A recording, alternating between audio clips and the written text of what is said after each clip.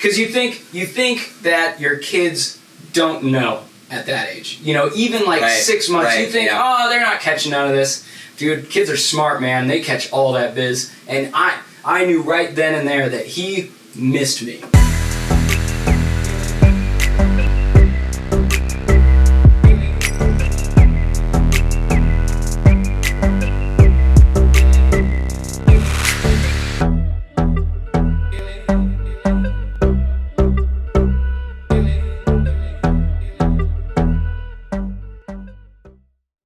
Sticking with the family note, I wanted to ask you a question. We've come to a point in our show we call best and worst. Mm-hmm. So I'd like to hear about your best moment as a dad. Best moment as a dad. Gosh, you know, the first thing that comes to mind, man, there's probably a couple, but there's one instance in particular that was really, really good for me. It was actually when I was still on tour, and my son had just turned 1 year old. It was, we were doing I think it was like maybe 6 weeks of solid touring, and one of the last shows ended in Memphis, Tennessee. Okay. And then there was like 2 or 3 days before we had our actual last shows in Las Vegas and Los Angeles. Okay. So my wife has family just north of Memphis. So we did the special coordinating where so she could get out there. She flied out to She flied out to there. She just flied right out there. She flew out and met in Memphis, and we rented a car and drove up to a place called Martin, Tennessee. Okay. And when she arrived in Memphis was the exact day of my son's birthday. Wow. So he turned exactly 1 that day, and God bless her for flying solo with a 1 year old. Yeah. Man, God bless me to that woman. Mm-hmm. But she shows up, we get together, and we grab a hotel room to stay the night before we leave in the morning. Mm-hmm. Well, my son was just having the hardest time getting to sleep. Just, you know, he's not at home and everything smells it's all weird. new. Yeah, and you know, we didn't have like a pack and play or anything special. Where you brought me, Dad? Yeah, there was like nothing familiar going on in this particular hotel room. Yeah. And you know, normally he sleeps with or near my wife. You know, like that's like a kind of a comforting spot for him. So he's just freaking out, and we're, you know, by the time she got into town, it was already like midnight. So got to the hotel room, all this other stuff. It's like 2 o'clock in the morning, and he's like losing his mind. And I'm like, man, what could it be or whatever?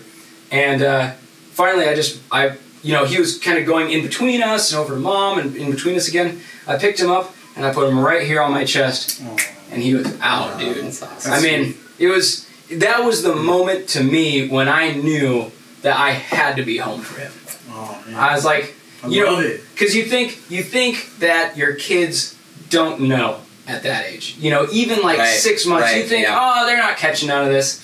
Dude, kids are smart, man. They catch all that biz. And I knew right then and there that he missed me. Yeah. He missed me hard, dude. He knew that Daddy wasn't there, and he knew that here I am. And he was soaking it up. And that's awesome. That broke my heart right there. So that's when I knew. I was like I already committed. Tour life is over. Yeah, I already committed to all of these other little stints or whatever. But I was like, man, if I don't sort this out, this is what I'm doing. Yeah. You know what I mean? This is a long-term thing. Yeah, that was definitely like one of the best, because it was like such a punctuation mark on that. That's a God moment, dude. He said, "This is a conviction. Here it is. I want you home. You have a heritage, and you're gonna do it." Like that's insane, bro. To leave all of that behind. It's like dying to yourself to devote your life to your wife and your children, bro. Yeah, it's really cool, dude. I like that.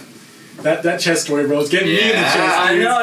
Oh man, it was just because as a musician, like that's it for you, right? Like the touring and the playing and the success, and then God's like, "Oh, you thought that was it, huh? Here's your child." Yeah, man. And you know, like we spent so much time as a family before just praying about it. We were meeting with our pastors, talking about it, trying to figure out, like, you know, is this? Do I commit to this? Because, you know, I would have to step away from my full-time job. like what am I getting myself into? And we came to the conclusion that it was good to just do the thing. But then, right in the middle of the very first one, it was this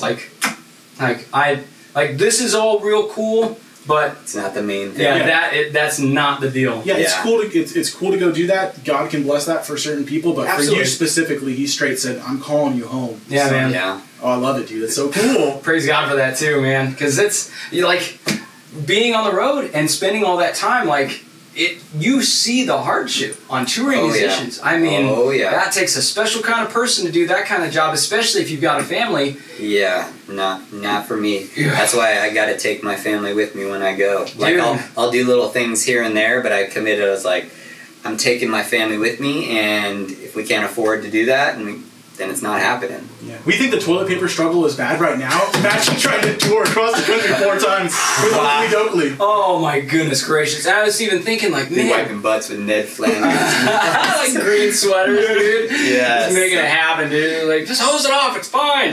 So, well, tell us about your worst moment as a dad. Ooh, I don't know. I've never had one of those. Actually, I mean, It's all good. Next question. Yeah.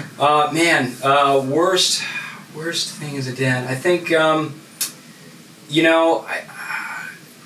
think I have this realization a lot, and I would probably keep this as my worst, mostly because I feel like I come across it so much, is that conviction where you see yourself reflected in your kids, and it's not something that you're proud of. Right. Yeah. So, I mean, there's so many instances, even small stuff. It's like you say something that's just something, your go-to little catchphrases or whatever. Yeah. And you see that spill out of your son or your daughter. There's that split second where you're like, where Wait did a you minute. learn that? What is And you're like, oh, I see that all the time. Or even little mannerisms. I mean, my goodness, the first time I saw my son roll his eyes. Yeah. Oh man! And you're angry at them for rolling their eyes. I was about to pick him up, straight up Simpsons, why you look at Yeah. But then you realize, he doesn't just get that from nowhere. Right. I mean, granted, we are all sinners, and Sure. he is It's in him. definitely a sinner. I mean, before he even knew how to talk, he was ready to sin, pretty much right away. So, Right. but those moments are when it's man. I'm really dropping the ball here, dude. These are the little signatures that I'm leaving in my kids, and that paper trail is gonna come back someday, and I'm gonna have to look at it all, dude. Wow.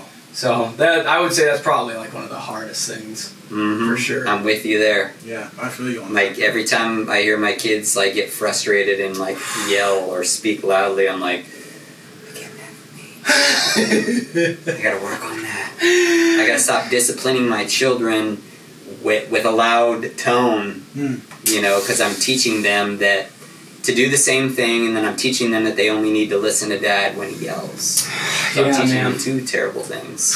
It's pure grace to even be able to notice that and Sure. recognize that it's coming from you. I feel like a lot of people nowadays they don't notice that. They don't see the reflection of their sin in their children because they have no concept of sin. Right? You know what I Yeah. mean? So there's a lack of even caring about sanctification in your relationship with Christ when you have a child. That's what your child forces you to do as a Christian, is to come face to face with your sin, because they're literally your offspring. Yeah. That's heavy, dude. I like that, Tim. That's heavy stuff. Image bearers of Tim, image bearers of Andrew, and image bearers of Dustin. I'm so sorry for those people. Sorry. Those poor little Sorry. guys. Oh man. This addition versus submission. Sinners need forgiveness. Surrender to his lordship. Don't extort the grace he's given. See, I'm blessed by the one, Yahweh, all day. I'm a wretched sinner, deserve hell for always.